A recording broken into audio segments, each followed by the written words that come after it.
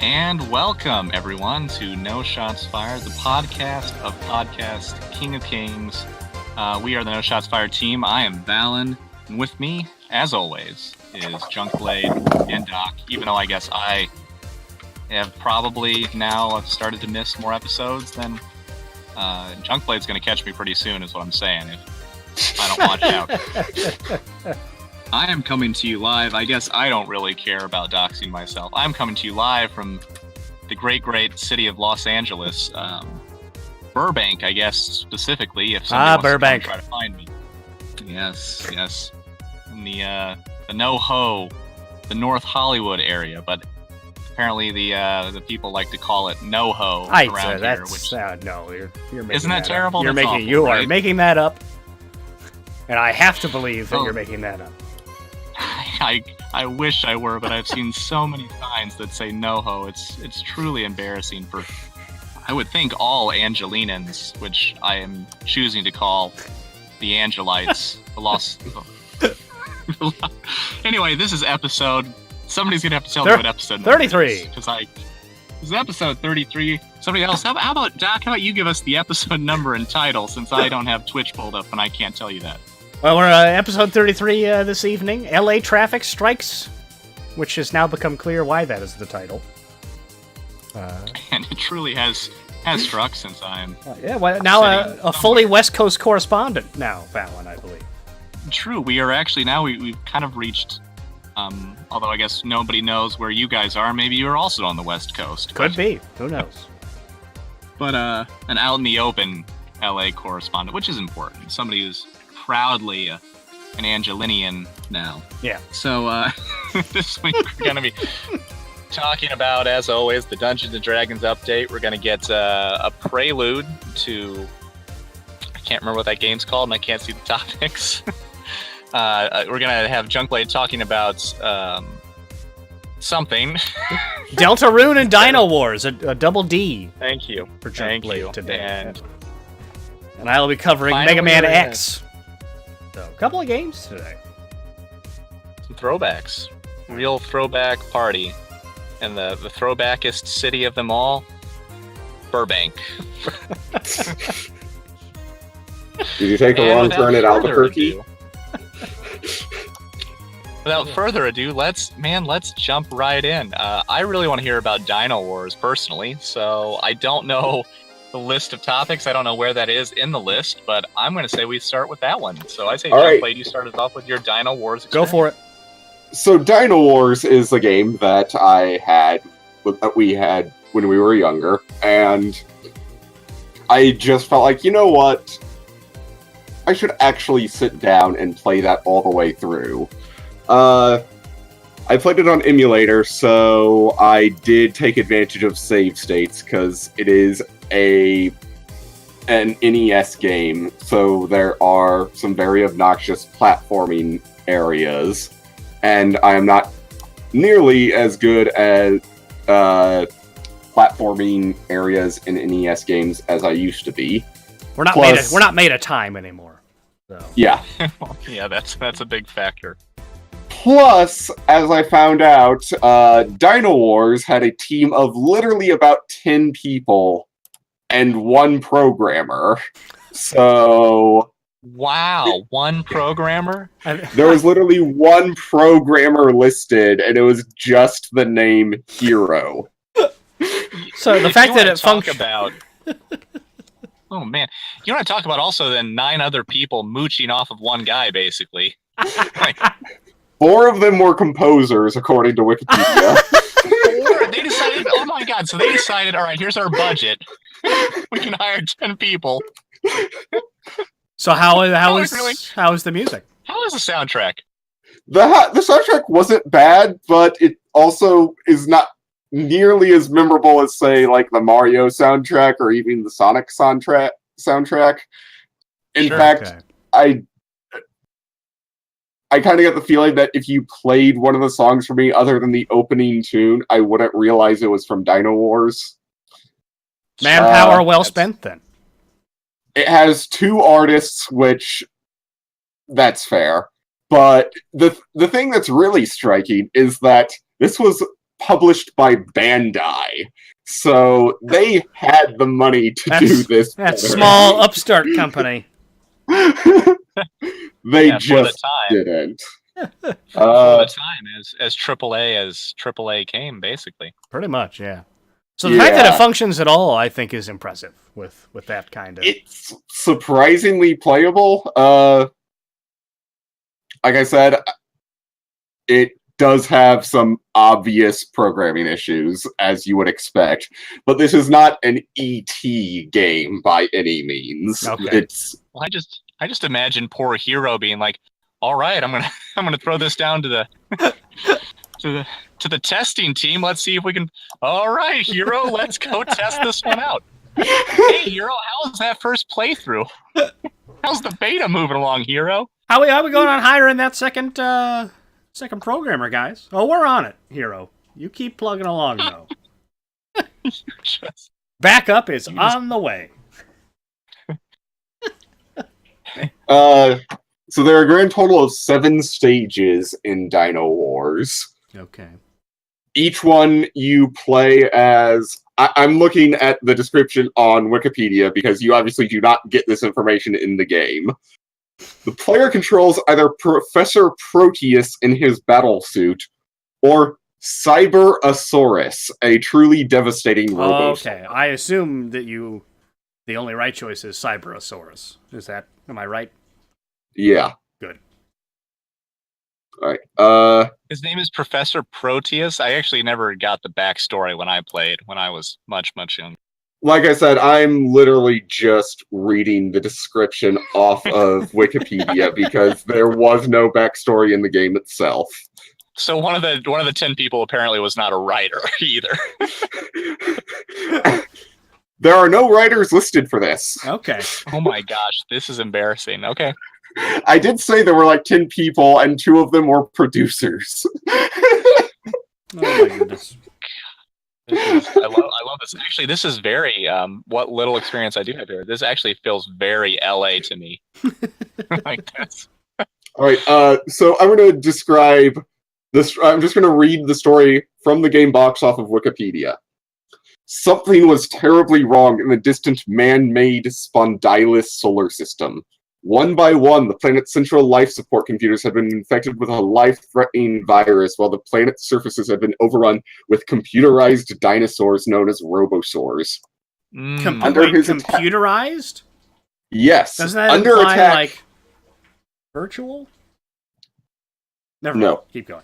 Under attack in his laboratory on Alpha Dinos. Planet, Professor Proteus, the mastermind of the Spondylus system and the founder of the Robosaur project, suddenly realized that this deadly sabotage could only be the work of his former partner, the deranged Dr. Brainius. Years earlier, the Doctor had fled Alpha Planet after Professor Proteus had exposed him for performing forbidden robotic experiments on human subjects. At last, he has returned to seek his revenge using the Professor's own creations. But little did he realize that Proteus had been hard at work for the past few years perfecting the ultimate robosaur, Cyberasaurus. There was only one hope to save the Spondylus system. Boy. Oh, wow. I'm smelling a franchise. Like that, I mean, I feel like there is sequel potential there. I mean, what's amazing to me is... If they remade this today, it could be a lot more fun. Like, I'm thinking like you could literally just take the base frame of the game. You have 7 levels of Dr. Proteus shooting things and 7 levels of you in the Cybersaurus basically just going Godzilla on your enemies. And you have a decent game. Yeah, I would agree. I never understood until now when I was, much younger playing this game, why you kind of randomly switched between the guy and the dino. But basically, gosh, do I now?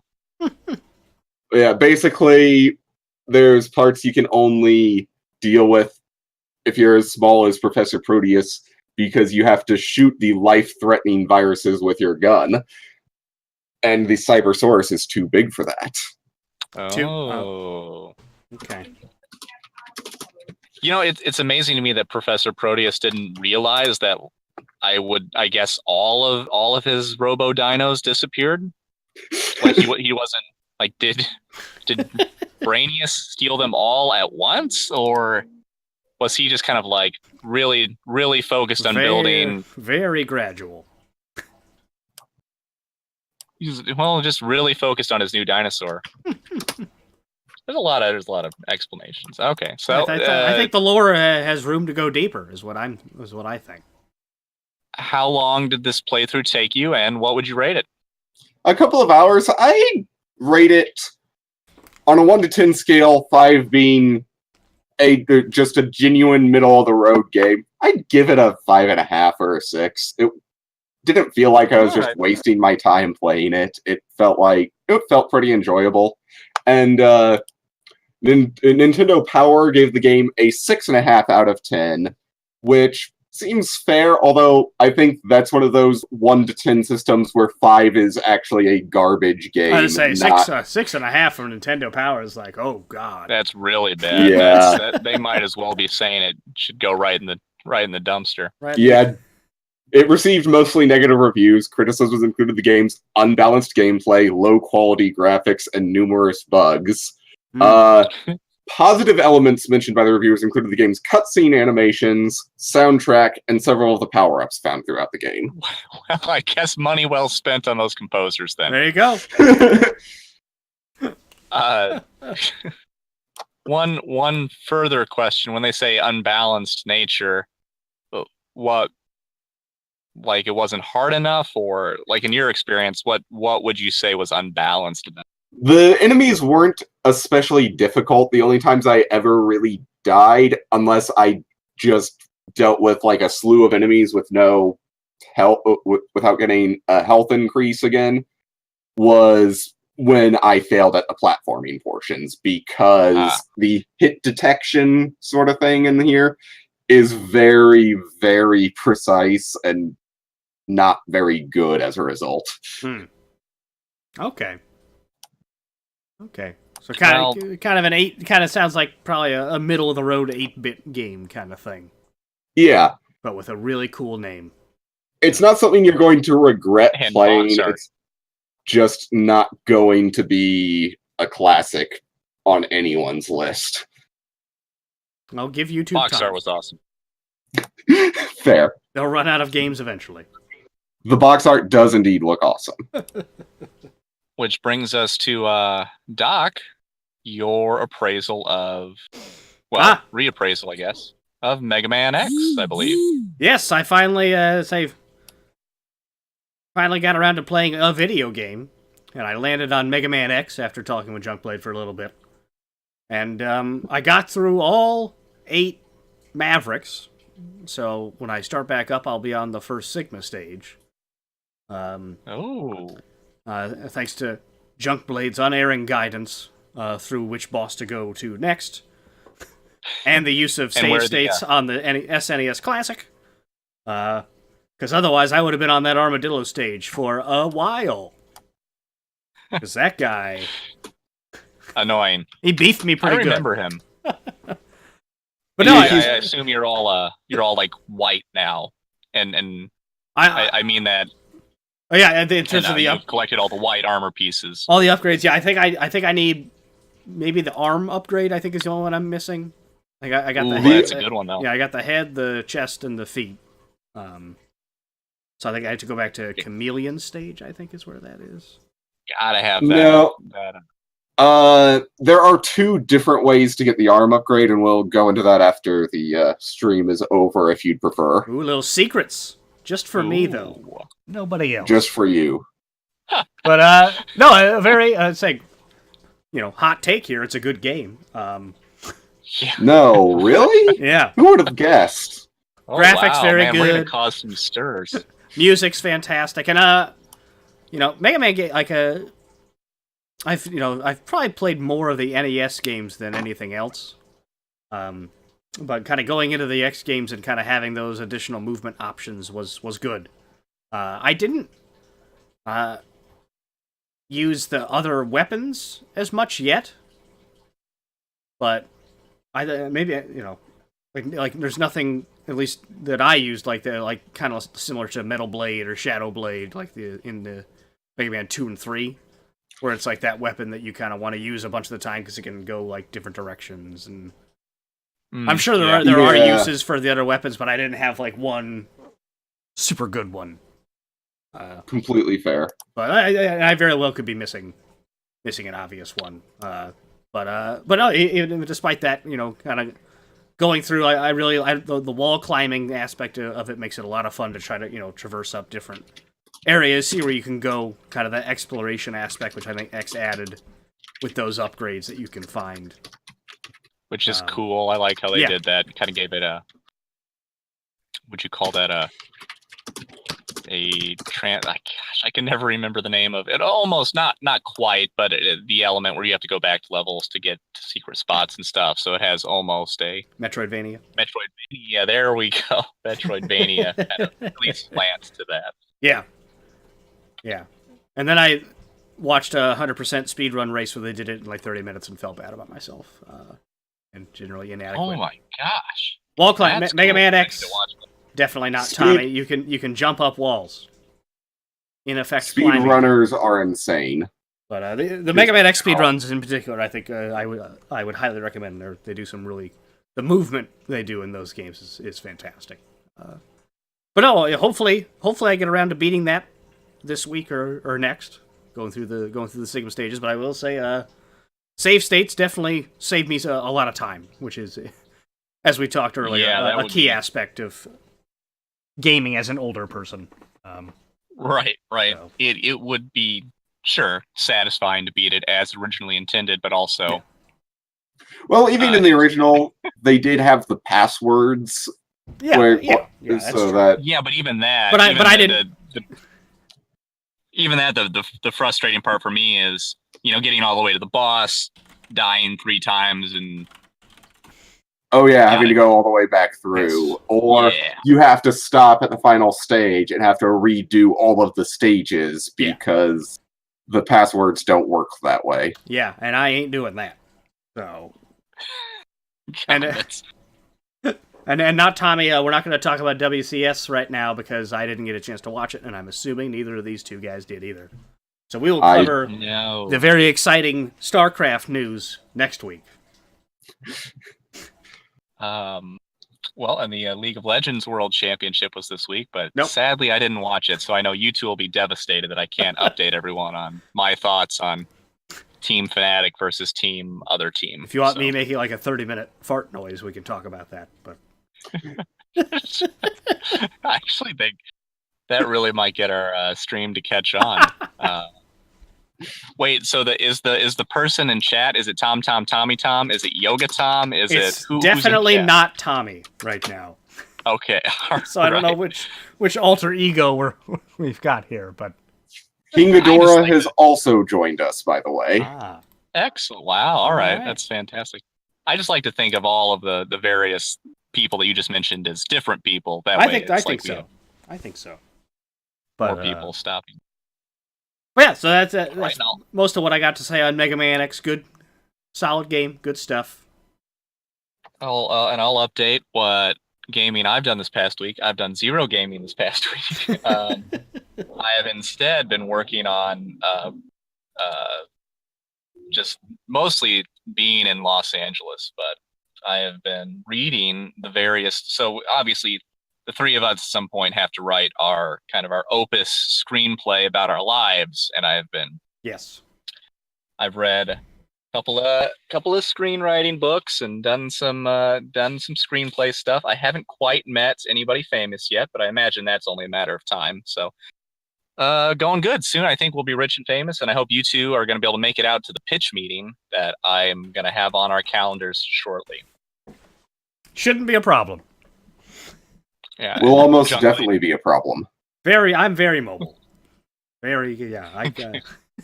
Perfect. I'm mobile, but I'm not quite that mobile.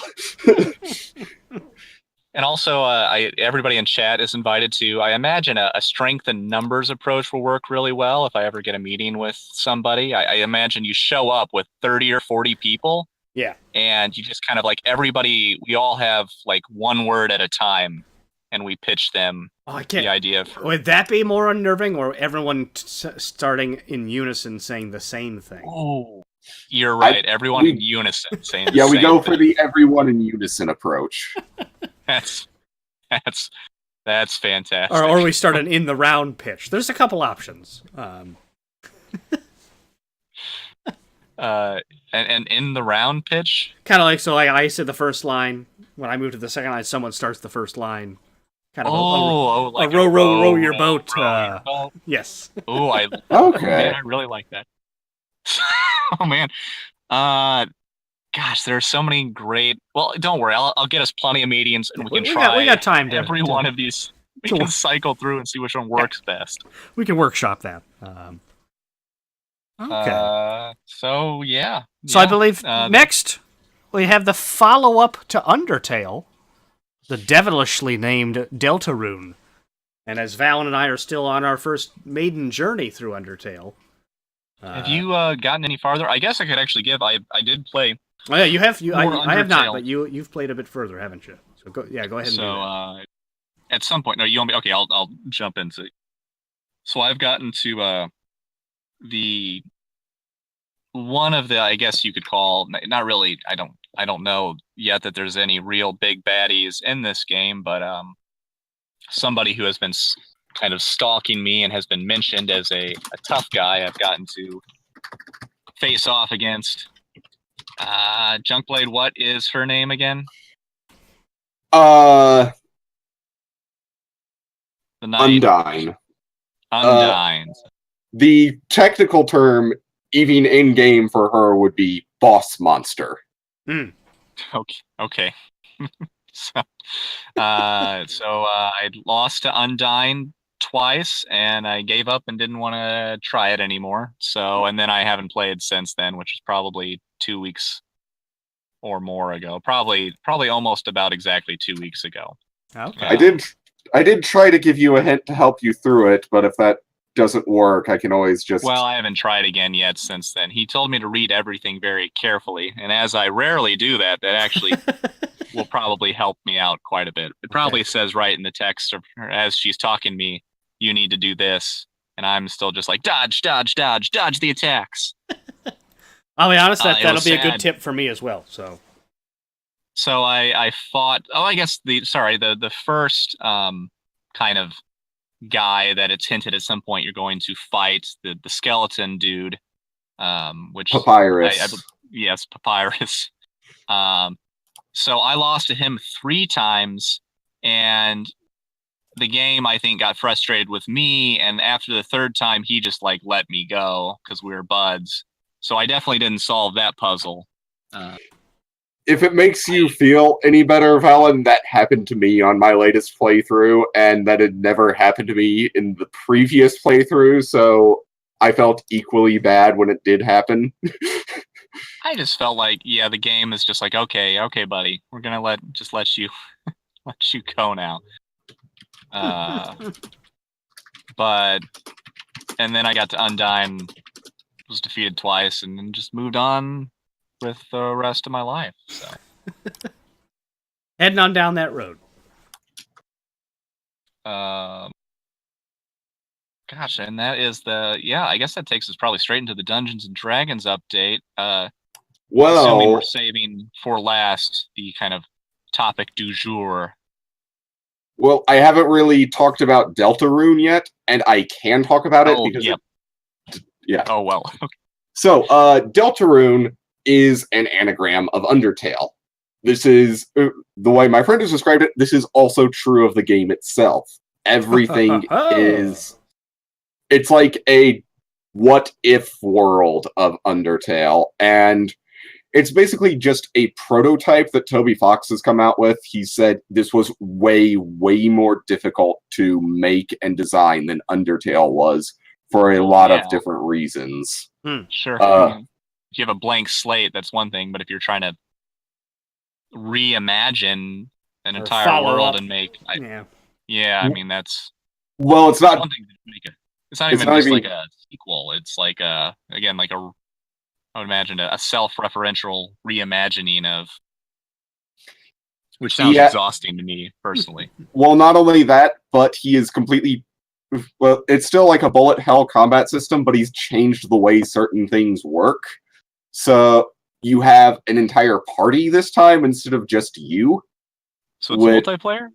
It is not multiplayer to my knowledge. Like it's Final Fantasy party kind of thing. Yeah, okay. Final Fantasy party kind of thing. It's you, a person whose name I can never remember, but it's an anagram of a character's name from Undertale. And I'll get into that once you guys have played through Undertale. Sure. And then a new character named Susie, who is a purple T-Rex with an axe. Yeah, of course. Yeah. Classic. Deltarune, compared to Undertale, takes about 3 hours to beat, even if you have never played it before. Is it? And Undertale is what again in terms of length? Probably 8 or 10 if you've never played it before and are trying for the pacifist ending. I never tried for the genocide ending, so I have no idea how long that takes. Is it all implied that this is going, like this Deltarune is like an initial chunk of something that'll be more fully released later, or is it a complete story? Toby Fox has said it's a chapter 1. Okay. And the idea is to hopefully release a full game later, but he will actually need a team of people to do it, as opposed to Undertale, which he basically programmed by himself. How many copies of Undertale did he sell? I think we looked that up, didn't we? Like a lot. Like 3 million just on Steam. Good lord. And now it's out on pretty much everything. Everything, yeah. So, a few changes from Undertale. First of all, what you do in the game doesn't affect the ending you get so far. You can... but you also actually can't fight through all the monsters. I tried it just out of curiosity. There's a boss you literally cannot beat by fighting it. You have to take the pacifist route with it. And I haven't really gotten... You say that you say that because like you just hit him forever and ever and just will never die, or did you actually look it up? Yeah. I just hit him a bunch of times and he always heals back up. So, okay. Like the first time it's only 300 HP, but then it's like every 3 or 4 turns when he hits a certain HP parameter, he heals back up 700 HP, and you can't deal enough damage to knock him down. I just thought I'd give it a try, also, when you beat enemies in this game through combat, they run away instead of dying. Oh, okay. Cowards.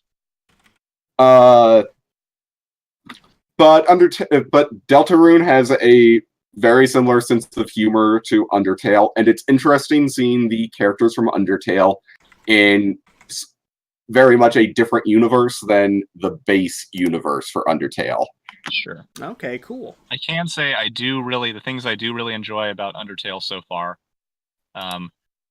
just the kind of the world that old Tobster has created. I don't know what you call that quirkiness. He's done a good job of all these quirky, funny personalities. Yeah. I love the art style.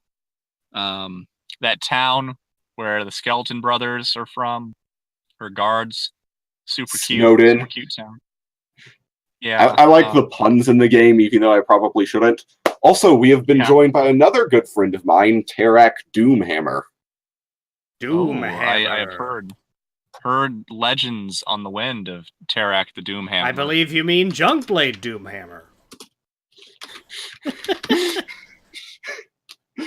I don't know that other name you speak of. What did I even say? No, not you. No, okay. Doomhammer unintentionally doxed me in the chat. No, he didn't. No, he didn't. He just used a name I've never heard before. That's weird. Okay. All right. Well, I guess we'll move on. That was the Deltarune update. Okay, cool. Oh, we're joined by Matamos as well. I don't believe it. That's a bot. There's no way that's actually. He's not a real. That long ago that became a bot. Madamus, I'm actually using. Well, it was my computer originally. Then I gave this laptop to Madamus, and he used it in school. And then it sat on a shelf in our apartment until we moved out, and I was about to throw it in the garbage, and instead I took it with us on the journey, and it's been with me now through all my journeys. It's my I don't care if this laptop gets destroyed laptop, so I'll use it like when I go to coffee houses and stuff like that. Okay. And just like, yeah. Or for instance, if I wasn't getting the Michigan game earlier yesterday on through the ESPN app, it wasn't playing very well. So okay. There's this on Reddit. You can go to these threads and you can watch pretty much any sporting event ever on very questionable websites that I wouldn't go to on a real laptop because I'm assuming that's steadily destroying it. But you get the best commercials on those sites, though,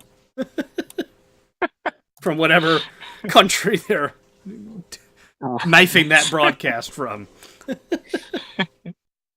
Oh, man. But the quality was way better than the Watch ESPN website.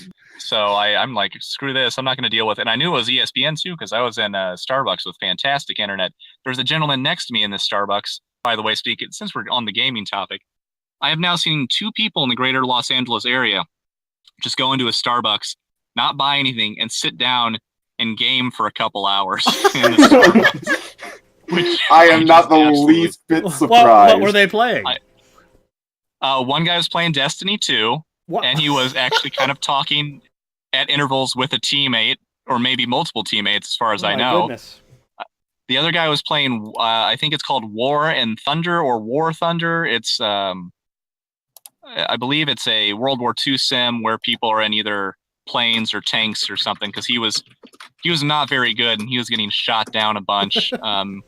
Gotcha. Regardless, or blown up a bunch when he was But it looked like actually kind of an interesting game. This war, because I've seen it before on Steam, but I've never seen anybody play it. But this guy was just getting. Boy, I felt bad for both the Allies and the Axis. He was wasting a lot of material. So we're gonna have to keep up on the hot gaming the hot coffee shop gaming scene in LA. Then I want to hear more. What's being played in those coffee shops? What's about to hit? Oh, actually, that would be interesting. I'll have to make the rounds. Yeah, and see if there are any other. That's great. I don't actually think out here I've been to the same Starbucks twice yet, which I bet I could probably go quite a while without repeating. So I'd have to at least get like a cake pop or something. I don't know. Okay. Yeah, I feel that's what I do. Yeah. Yeah.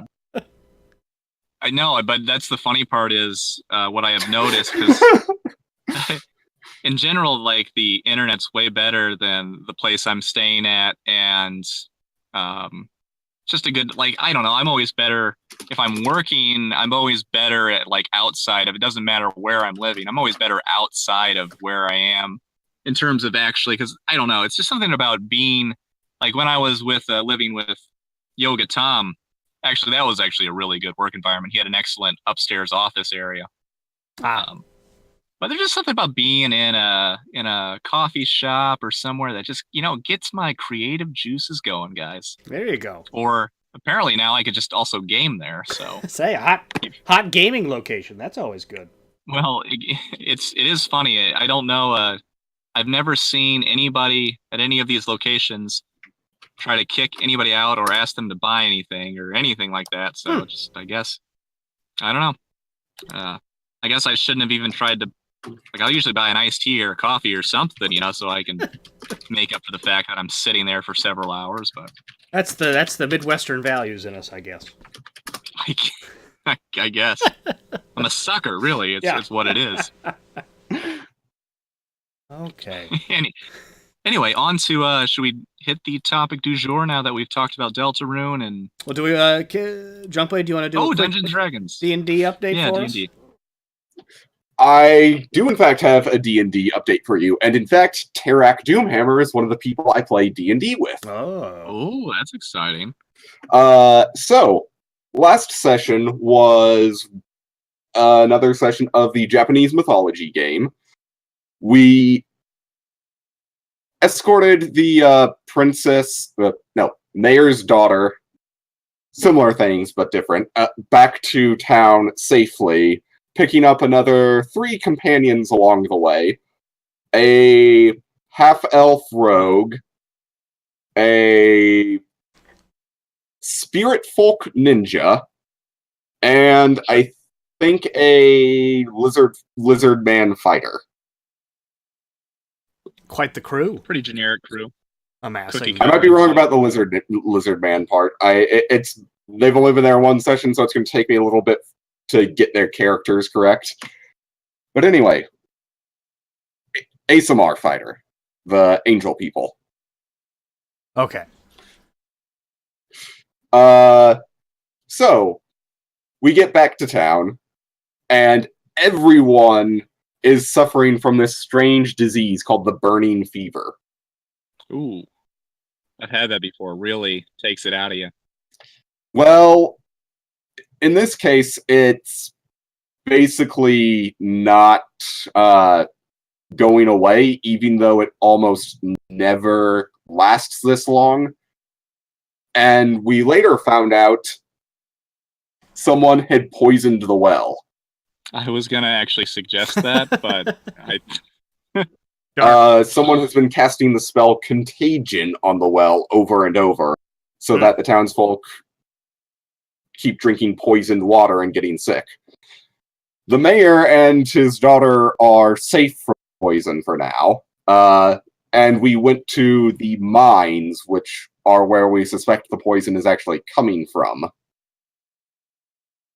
That because the mines feed in water. Apparently, the water to the well is connected to the mines, along with the water to the nearby river. So we've got to check out what's going on in there, and we've not found out what what is going on exactly. All we managed to figure out is there are these very vicious goblins that are infected with the same thing. Well, maybe you guys could team up and fight this thing together. Yeah, we're trying, but they're goblins, and gerblins don't always listen to reason. Does anyone plus, I don't know if any of us actually speak Gerblin, so that's an issue as well. Okay, Junkblade, there's an episode of Next Generation I think you're going to want to reference here, in terms of trying to communicate with people you can't communicate. Do people know what I'm talking about? Am I just speaking into the void? I feel like I should know. and Jalad at Tanagra when the walls fell? Anybody? Nope, I don't remember that one. Anybody? I'm sorry. God! I'm gonna... Okay. Tarak might know what you're talking about. We're stopping the podcast. You guys go watch the stupid episode. We're gonna come back. Theodora also knows what you're talking about. We do have. I'm glad we've got worthwhile people in the chat, at least. Thank you. Man. Patrick Stewart's crowning achievement. Man, he's done a lot of good stuff. You're gonna go with that? It's just you watch it. You watch it and tell me I'm wrong, Valen. Okay, wait. What's the? Can we get like an episode name or number? Because I will. I'll watch it. I'll check it out. Okay, it's Darmok is the name of the episode. It's the 102nd episode, which is season 5, episode 2. Just head on over to Netflix. And, yeah. Damn, man, that was the 102nd, and it was, so they were doing 25 eps season. That is robust. Yeah. Especially for a 43, 42 minute show. Yeah, it's good stuff. Impressed. Okay, I got one more thing before we jump into the topic du jour. Is Madamus, and this is also for Madamus and Tommy Tom if they're still in chat. But if they're not, then I don't want to. I mean, they just go with the wind, so they could be gone by now. They could. Well, I'm gonna pitch it to you two. Okay. This is what I want you guys to come up with, so that I have plenty of awesome ideas to write while I'm out here. Mm-hmm. I want you to come up with 3 log lines for me. And now what a log line is it's a 1-sentence descriptor of a movie. And it's got 4 simple elements. Well, they don't all have these 4 elements, but the good ones have all 4. There needs to be some irony. There needs to be like a mental picture you're painting, an audience and cost element ingrained in that, and the title of the movie. So like some of the best examples in terms of movies that did really well in the box office and embody this idea of like the one sentence log line that I was presented with in the book was like miscongeniality. Like a hard-nosed detective goes undercover at a beauty pageant to try to solve a bombing or whatever it is. But the idea is within that one sentence, you've now captured the sense of irony, like this. Oh, I'm sorry. I think it was an ugly duckling detective, because within the this one sentence, you've now captured the sense of irony where the ugly duckling has to go to a beauty pageant. You're painting this mental picture, again, a very robust mental picture of like what kind of movie it's going to be, like action mixed with comedy. The title is great because, again, it's memorable and it kind of gives you an idea of what's going to be going on in the movie. And then it also gives you like audience and cost picture, like who's going to go see this. Well, PG-13, so almost everybody is going to want to, like, that's just a good like kind of 4 quadrants picture is what you would call that. I mean, if you can guarantee Michael Caine and Sandra fucking Bullock as part of this picture, then I think job done. Well, right. I mean, that's well, yeah. I mean, fucking yeah. The cast, obviously, fantastic. But it's okay. So if interesting. this is like the very first like screenwriting exercise that you do is you come up with the title and the sentence describing the movie, and you try to get all of those elements. You try to get like, because again, like most people, when they decide whether or not to watch a movie, what they're looking for, like it's kind of like that the old, well, this is what was how it was described to me, but that old exercise of you want to go see a movie on Sunday, what do you want to go see? And now, barring movies that are like what you would call part of like a franchise pictures, they don't have this problem because it's like, oh, let's go see Star Wars. You don't have to describe like, oh, Star Wars, is that something new? What's that about? Like people already know it. So you don't have to answer any of these questions with another Star Wars movie, another Marvel movie. But with just a brand new thing, you've got to be able to tell somebody quickly, like, oh, let's go see that Sandra Bullock picture, Miss Congeniality. She's undercover at a beauty pageant or something. You want to like, that's how people are going to communicate it to each other. So you need to be able to, like, when you're theoretically pitching it, do it in one sentence and like have these kind of like elements like, oh, that's kind of quirky and funny. Let's see another example. Oh, keep going. Have you thought about just writing a Marvel movie so we don't have to go through this? I would love to write a Marvel movie. That would be, but I think it's going to be kind of tough to break into that gig. Hang on. There's got to be a few heroes that haven't been used yet. Marvel superheroes. Oh, there's lots of them that haven't. Hang on. I also like Matamos's suggestion. Land of the Free, How Consumerism Has Enslaved America's Middle Class. That's only been made like 75,000 times. Well, no, it hasn't. Matamos. It's a documentary, and it literally just follows Tom around for 2 hours. Well, like we can do it ourselves too. That'll be super low budget. Even with that, I feel like that's been made. I feel like I've seen that. It probably has been made, but we're not going for has it been made before. That was never the restriction, because everything has been done at least once.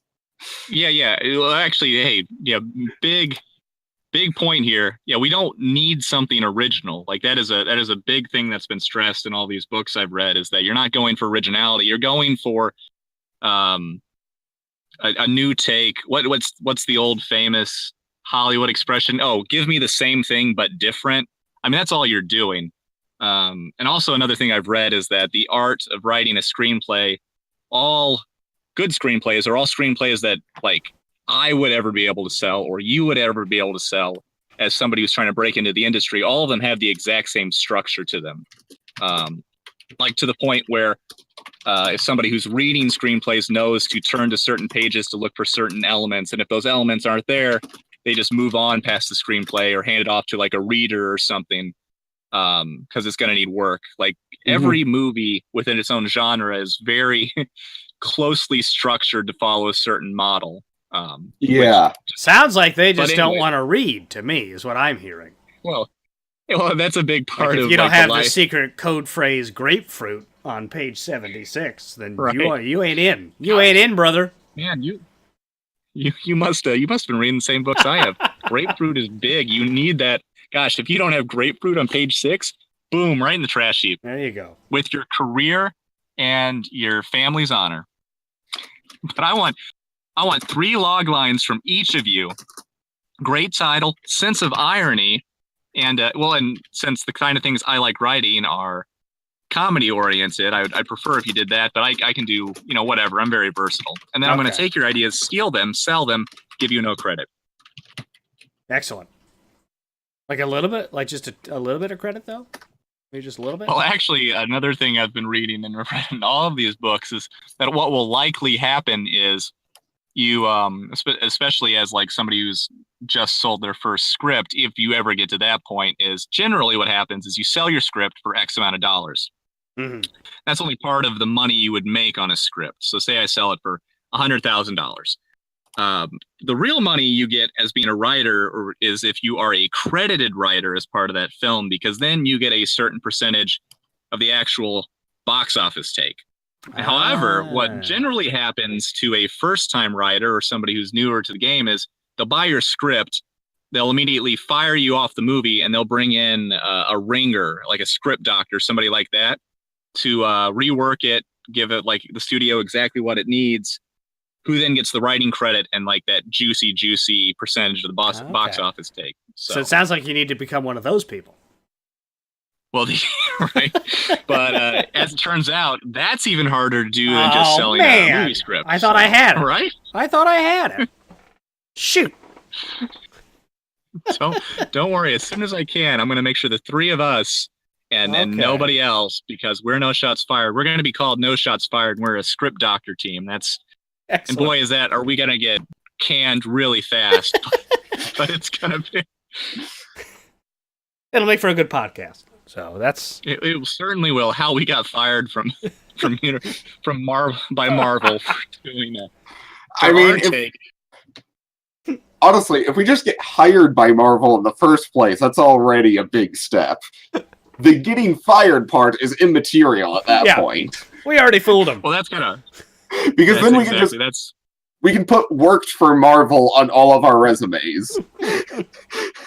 I would just be happy. Yeah, I mean, just the fact that we've gotten that far, like I feel like we've already made it. We can ride it. We can coast off that forever. Which segues perfectly into now we can. I think for these last like 12-ish minutes, we can actually talk about our topic of the day. Okay. And then address any questions our audience might have, because we actually have an audience. Unless they're from not Tommy. I don't need your questions.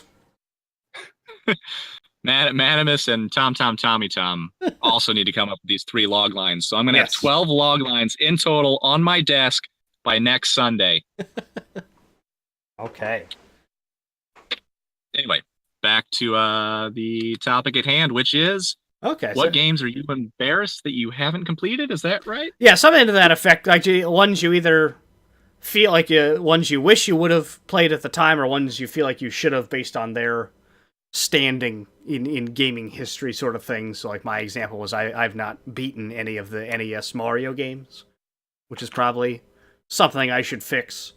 And I thought an interesting way to do that is to kind of try to rank some of these in terms of magnitude of embarrassment.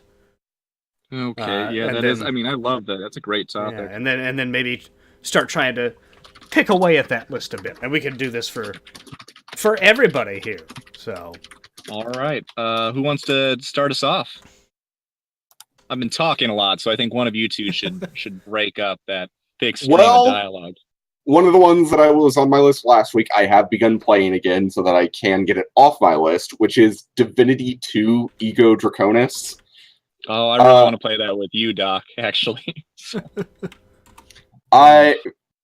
Which is not to be confused with Divinity 2 Original Sin.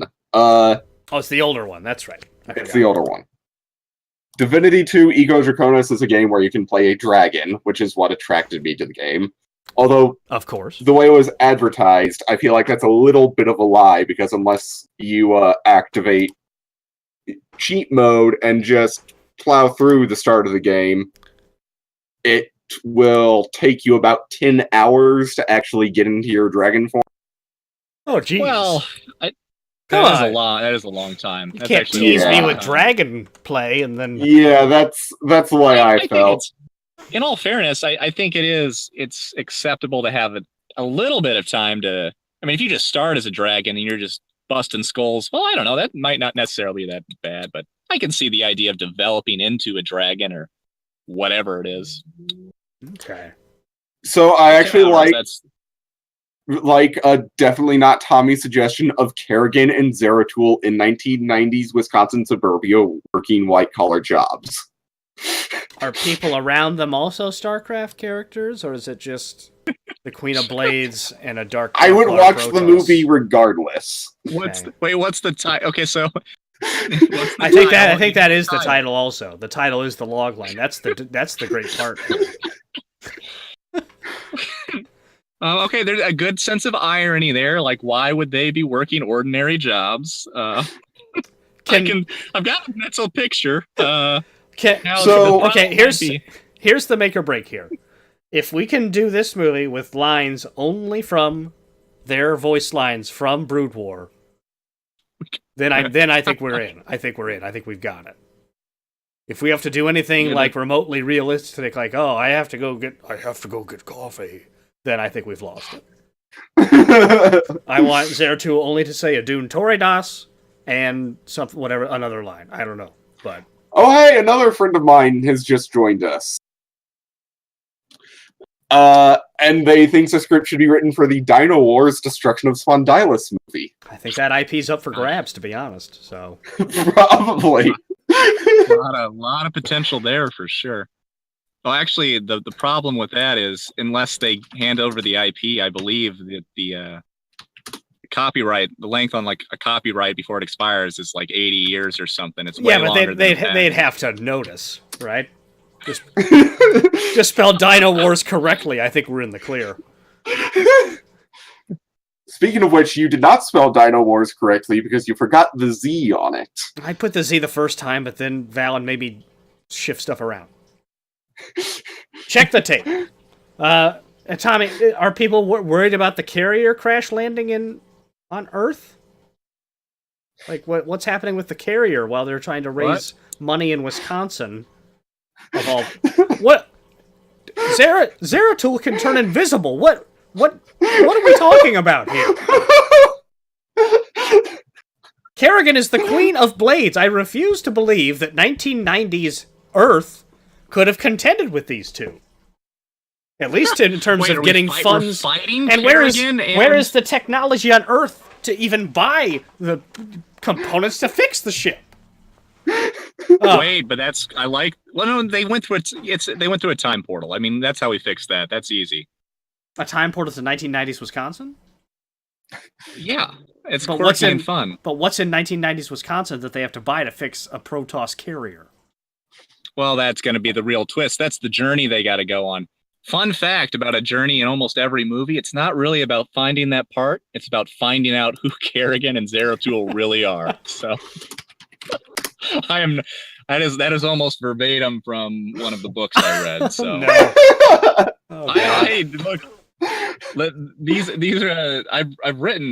I've read several very good screenwriting books, and it's good that they have like a lot of overlap and say very similar things, but all of the authors are very clear about like I guess what you would call the cliches of the industry and how there are only so many storylines that really get told. So I'm just like it's just funny actually kind of saying it out loud, but I can see this. I can see this working.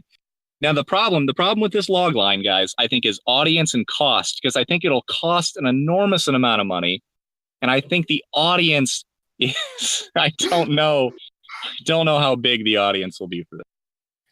All right, so on to other gaming embarrassments before. Yeah. Okay. Back on top. Yeah. We got Tommy's embarrassment out of the way. Let's move on.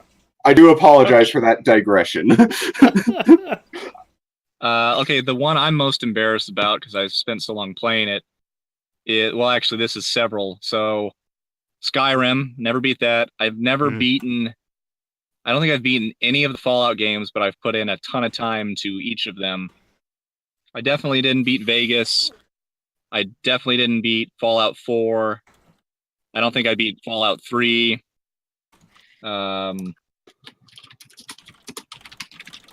Gosh, those are probably my biggest embarrassments. Just because, not because so much I didn't beat the original Mario or anything like that, but I put so much time into these games and then I never just got to the end. Yeah. So for me, that's what it's most embarrassing about, though. Okay. That's true. I feel like Bethesda doesn't want me to complete their games. That's what how I play and how they make them. It's just like I put 35 hours in, then it's like, okay, fine. I've gone like 2 missions into this thing.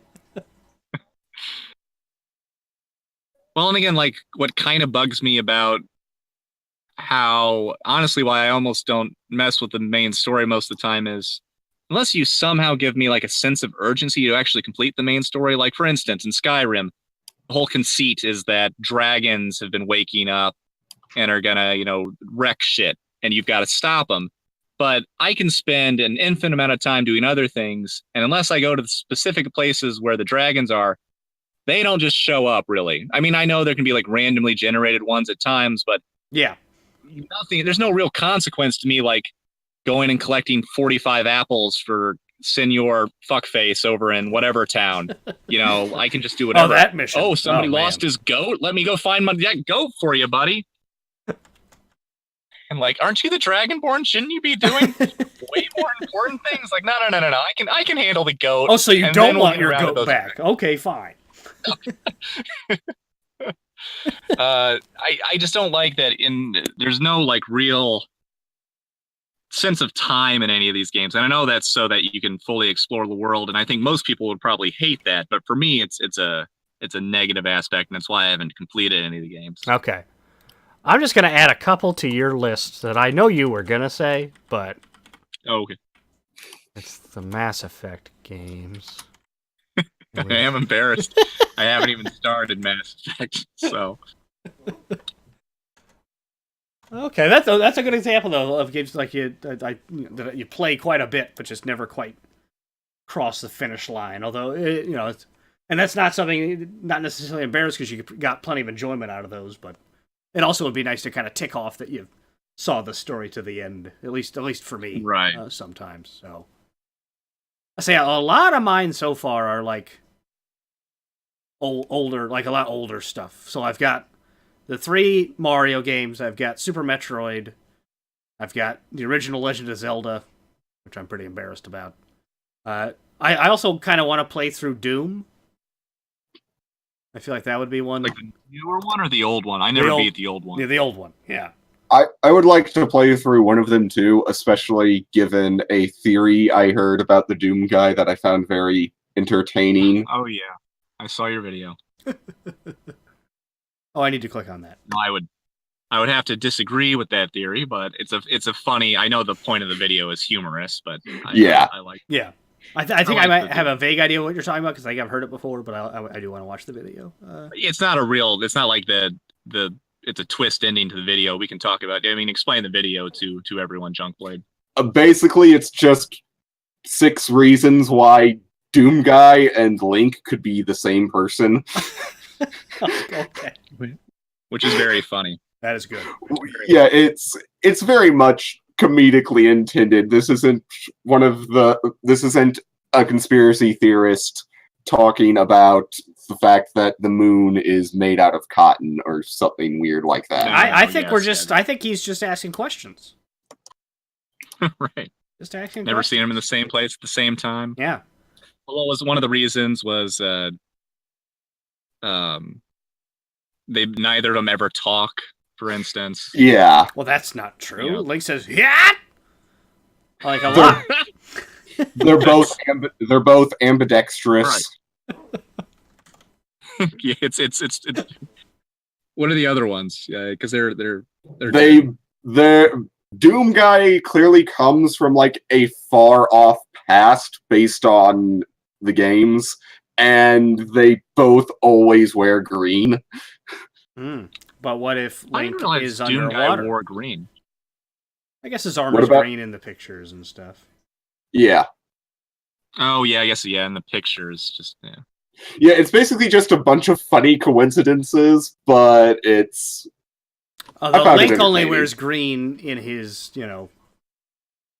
lame or non-souped up armor. So, but I guess that fair. I guess that fits. Okay.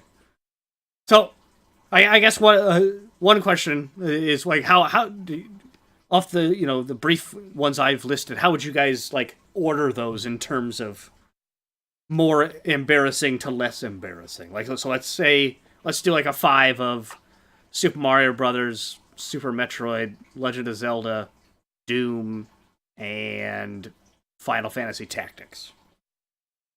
I'm personally wounded that you've never even really tried Final Fantasy Tactics. I own it. Does that count? I have the disc. So that I am close. But it's okay because we're even then for Mass Effect. So yeah. So that's.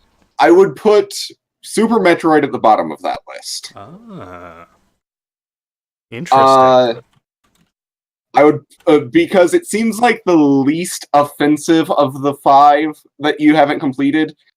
Final Fantasy Tactics, I feel, is on my list at like a similar area because Valen, Tommy Tom Tom, and Matimos have all finished that game multiple times. See, now I feel like this is more on them for not including you on one of these like 75 playthroughs I've heard about. So that's what I'm concerned about. You've definitely been a character on multiple playthroughs, Chunkblade. I've been a character, I just haven't actually really helped or participated in the actual playing of the games. I would say I would almost put Legend of Zelda at the top of your list because you're such a Zelda fan. I think that's fair. I will say one thing about Final Fantasy Tactics, because this happened to me only once, but it can happen to you if you aren't careful. There's just one part in the game. This is just like I won't talk about the story itself, but make sure you always have 2 save files and not just one, and make sure one of the save files is like at least always like a couple missions behind the. I'm thinking in terms of playing it on the original, so it's probably way easier now to, save it in multiple states and stuff. But don't just keep one save file. No, I have the PlayStation 1 disc, so this is good. Well, yeah. I mean, I guess I can tell you without even ruining. There's a part in the game where generally when you enter a castle, you'll have a battle outside the castle. You're fighting your way in. Mm-hmm. Then you get inside and you have a battle inside. And I saved, and then you can save after the mission. But going into the castle, you can't interact with the world at large. You can't go and fight random battles and level up or anything like that. Okay. So what happens if you're not careful is you enter this castle and it's a one-on-one battle between your main character and a bad dude. And if, for instance, you've decided to make your main character a wizard who is not intended to ever fight one-on-one with anybody, you're going to have a bad time. I know about this specific fight you're talking about, Valen, and I already know of the exploit to get past it. So, that exploit only works if you actually can learn those abilities, which another thing you can't do is you've already maxed out your... So in the game, you've got 2 kinds of experience. You've got normal experience, with use the level up, and you've got job points. And you use job points to buy various skills, things like a higher jump or a longer move radius, or as you go through the game, fancier, cooler stuff. If you've already used up all of your job points, then you can't actually do the thing. Like the easiest exploit for that is you get this ability that it's class specific to the main character that raises your speed level and stuff like that. And you can raise your speed level a bunch to the point where you're taking like 4 or 5 turns before the enemy takes 1. Okay. That only works if you already have that ability or if you have enough job points to buy that ability. and I had none of those things. So yeah, I lost that 20 some hours I put into that particular. Okay, good to know. So where would you guys put Final Fantasy Tactics in that list of 5 then? It sounds like maybe number 2. Top above wounded. The Legend of Zelda and Super Mario Brothers. I'm wounded, yes, because of the deep hurt. I would put it at 2 for you and 1 for me. 1 for John. Deep okay. hurt. I'm gonna put it at 2. Although I guess that's. I mean, so okay. Because 2 of the ones you mentioned, I haven't beaten. Well, I'm also I'm talking about like not only in terms of your personal hurt at my not playing it, but also like the wider. You should have probably beaten this, or. Well, I should have beaten those also, but I haven't. So it would be, I think, hypocritical of me to be. I mean, we can all, you speak from experience. So, okay, I'm putting it at 2. So we got Zelda, Tactics, and I'm surprised that Super Metroid was placed at the bottom. But, well, the other 2 were. So the other 2 is Super Mario Brothers. Any of the. No, that's the first one for now. And Doom. Okay, I would place Doom at 5, Super Metroid at 4, and any Super Mario Brothers at 3. Zelda and Final Fantasy Tactics are tied for first for completely different reasons. Right, it just depends on the motivation behind the ranking system kind of thing. Yeah. My motivation is always deeply personal and irrational. However, I think we could talk more about this next week, but we are definitely over our hour. Oh, definitely. Yeah, I want this to be a continuing discussion. Oh, okay. Do we have any questions from our audience before we go for the night? We'll give a few seconds. I'll count to 20 in my head slowly.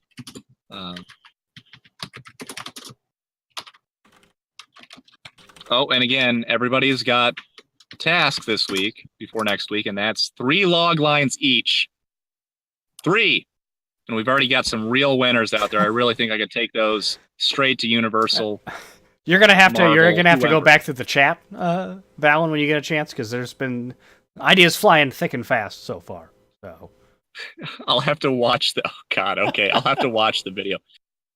And apparently they were such good ideas that you didn't want to take the time to denigrate them by... I got the Kerrigan and Zeratul in 1990s Wisconsin took it all out of me, so I couldn't. We do have a question. What products would you want to create into screenplays? Products?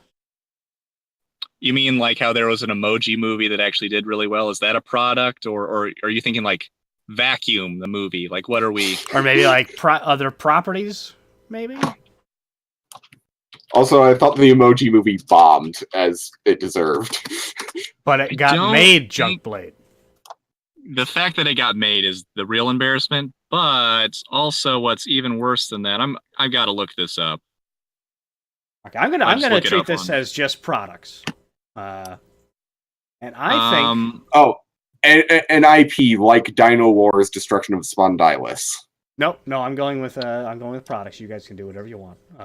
Well, and I've got really bad news for everybody, just humanity in general. But on a budget of $50 million, it made $220 million. Okay. Now a lot of that was foreign box office, so that helps a little bit. Foreign people are people too, Junkblade. Yes, but I mean in terms of the companies don't get as much money back from there as they do domestically. That's all I meant. You get about 55% of your domestic gross and only about 10% of the foreign gross. So yeah. Definitely not Tommy. A Blizzard Smash Brothers style game would be absolute poop. Poop, poop, poop, poop, poop, poop.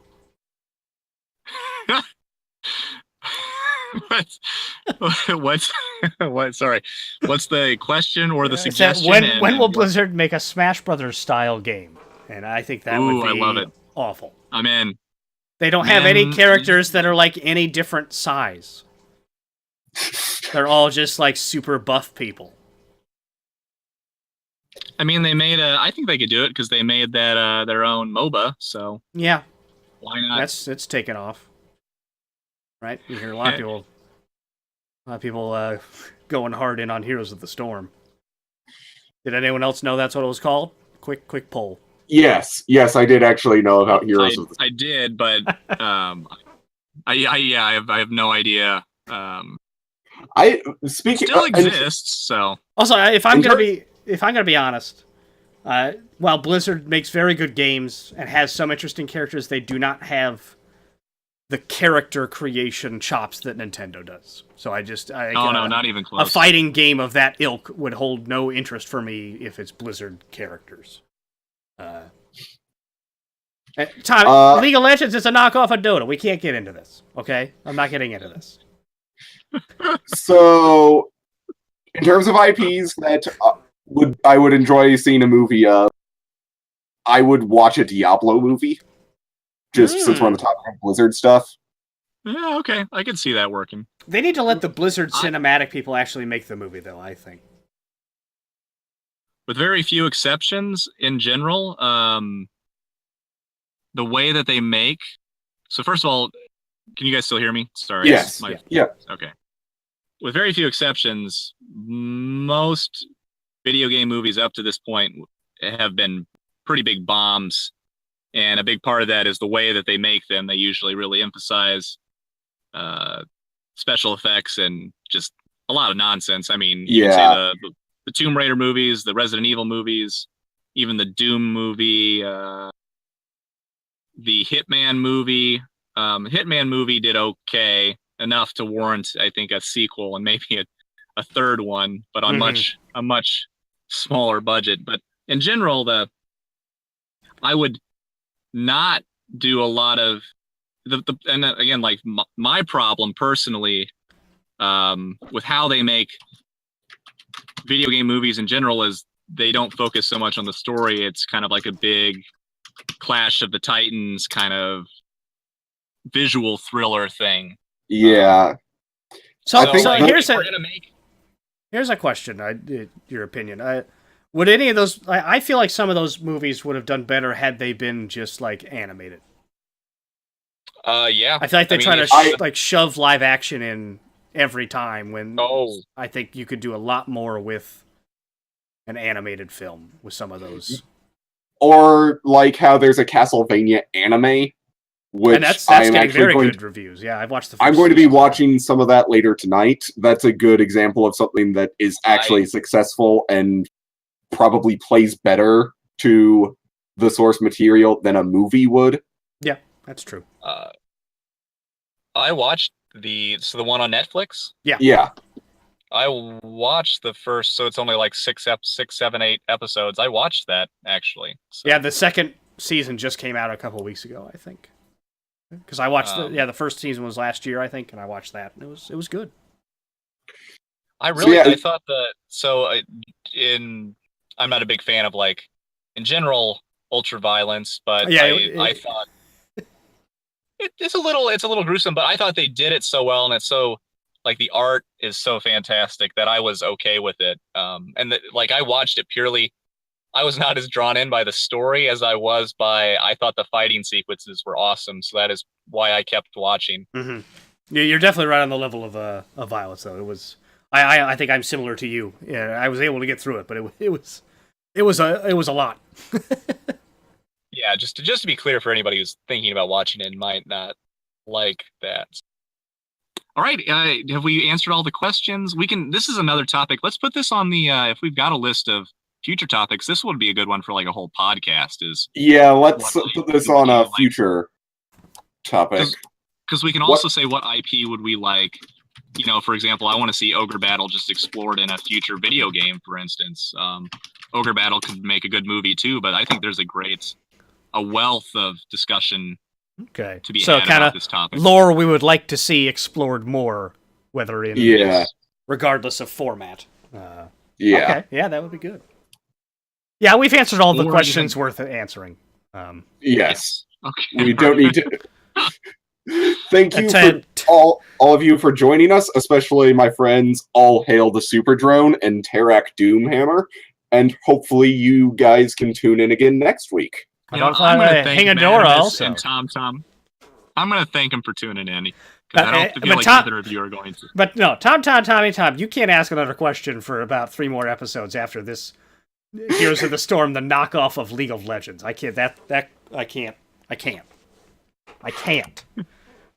Because that's a knockoff of Dota, which was made on Warcraft 3, and I can't. Okay? I can't. It's a very anything really League of Legends related is just with Doc is not a That's true. And on that note, I have been Valen, and I guess we'll continue to be Valen, and this is Doc and Junkblade, and we're signing off.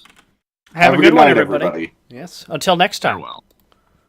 Oh, I didn't play any music. Hang on, let's guys just do a little bit of. Okay. Just gonna do I'm out of here. I think if I can figure out how to quit this app. Farewell.